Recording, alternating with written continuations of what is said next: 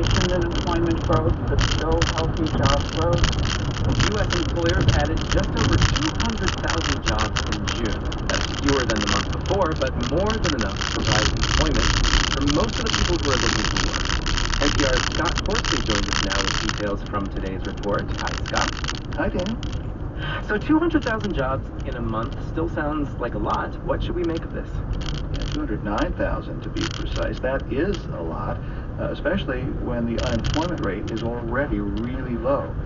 Now, there's no question job growth has slowed down. Over the last 3 months, hiring was down about 22% from the previous 3 months. But service-oriented businesses like restaurants and recreation are still adding jobs because that's where a lot of people are spending their money these days. Now, spending on services is up, even as spending on stuff is down. So we're seeing fewer jobs in stuff-oriented industries like retail and warehousing. And what about other industries? Are any other industries seeing a lot of job growth? Yeah, construction companies have shown some solid job growth, which is a little bit surprising after more than a year of aggressive interest rate hikes by the Federal Reserve. Just this week, mortgage rates rose again to average 6.8%. That's as high as they've been all this year. And that is making it hard for a lot of people to buy a house. However, it's also keeping people who bought houses earlier when interest rates were low from selling because they don't want to give up those inexpensive mortgages. As a result, there's just been not a lot of existing homes on the market, so more would-be buyers are looking at new construction.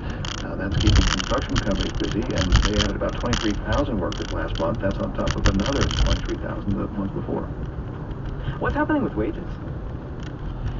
Wages are still going up. Average wages in June were up 4.4% from a year ago, and revised figures point to a similar annual wage gain in May.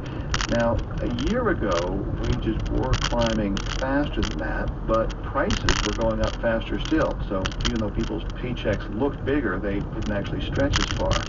That's now turned around. Van Houten says wage gains in May outpaced inflation, so workers are seeing their real buying power increase. That's definitely a positive for workers, and perhaps as real wage gains outpace inflation, consumers' moods will improve, I bet. We now know what's happened to wages for the 12 months ending in June, and we'll get a readout next week on what happened to prices during that period. Now, what does today's report mean for the Federal Reserve's efforts to fight inflation with higher interest rates?